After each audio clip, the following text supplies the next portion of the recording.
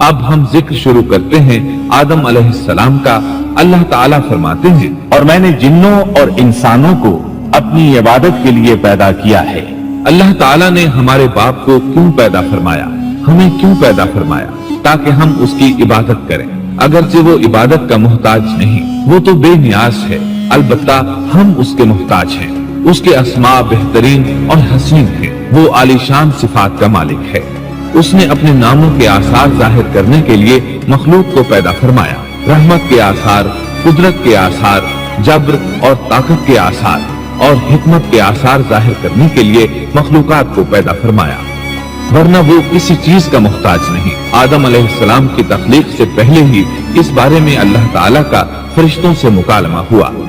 اللہ تعالیٰ نے فرمایا، اور جب تیرے رب نے فرشتوں سے کہا میں زمین میں ایک خلیفہ بنانے والا ہوں۔ خلیفہ سے مراد ہے نائب، اور یہ کہ اس کی نسل میں سے ہر ایک دوسرے کا خلیفہ ہوگا۔ جبکہ سیدنا ابو بکر صدیق رضی اللہ عنہ نبی اکرم صلی اللہ علیہ وسلم کے خلیفہ ہوئے، سو اللہ نے ایک خلیفہ بنانے کا ارادہ فرمایا جو زمین میں حکومت کرے اور اس کو آباد کرے۔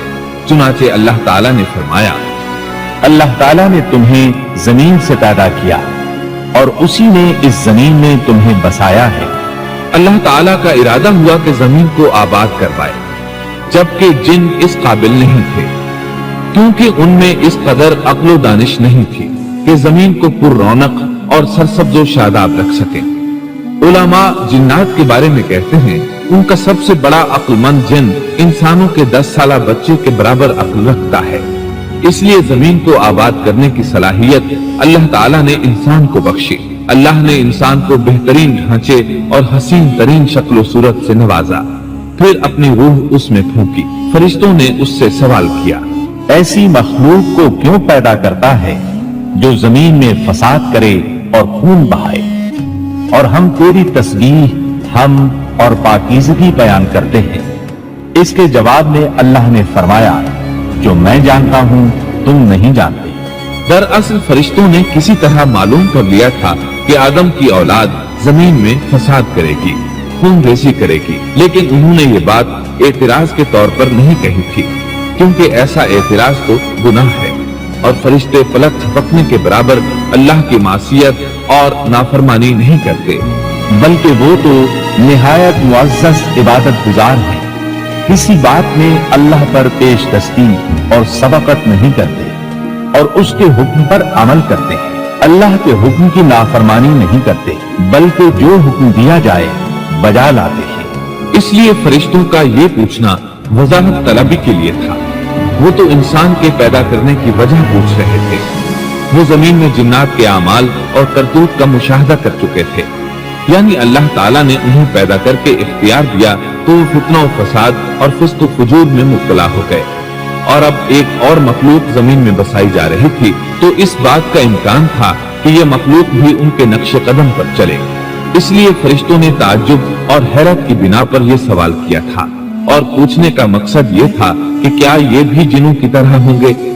اس طرح انہیں یہ خدشہ لاحق ہوا کہ شاید ان سے اللہ کی عبادت میں کوتاہی یا کمی واقع ہوئی ہے، جس کی وجہ سے اللہ کو نئی مخلوق پیدا کرنا پڑی۔ اس لیے ان کی بات میں یہ بھی تھا کہ ہم تیری حمد اور ثنا بیان کرتے ہیں۔ بہرحال ان کے سوال کے دو مقصد تھے، کیا یہ جنوں کی طرح فساد کرنے والی قوم ہے؟ کیا ہم سے تیری عبادت میں کوتاہی ہوئی ہے؟ اس پر اللہ تعالیٰ نے فرمایا، جو میں جانتا ہوں وہ تم نہیں جانتے۔ اس موقع پر فرشتوں کے ذہنوں میں ایک اور بات بھی آئی، وہ آپس میں کہنے لگے کہ اللہ تعالیٰ جو بھی مخلوق پیدا کرے گا وہ ہم سے زیادہ معزز اور عالم نہیں ہو سکتی۔ یعنی جب فرشتوں نے باقی مخلوقات کا جائزہ لیا، مثلا آسمان، زمین، پہاڑ، جن، چوپایوں وغیرہ کا، تو انہوں نے سوچا یہ ہم سے زیادہ مرتبے والی نہیں ہے، لہذا یہ مخلوق بھی پیدا ہو رہی ہے تو یہ ہم سے زیادہ مرتبہ نہیں رکھتی۔ یہ ہمارا خاص مقام ہے کہ اللہ کی تسبیح میں مصروف ہیں، کفر سے محفوظ ہیں، ہر حکم بجا لاتے ہیں، اللہ کے تمام احکامات پورے کرتے ہیں، آسمان اور زمین میں اس کا حکم نافذ کرتے ہیں، اور اللہ کے نزدیک ہم سب سے زیادہ شرف والے ہیں۔ لہٰذا اگر یہ نئی مخلوق انسان بھی پیدا ہو جائے تو کیا ہوا، हमसे ज्यादा मुअज़्ज़ज़ और इल्म वाली तो नहीं होगी।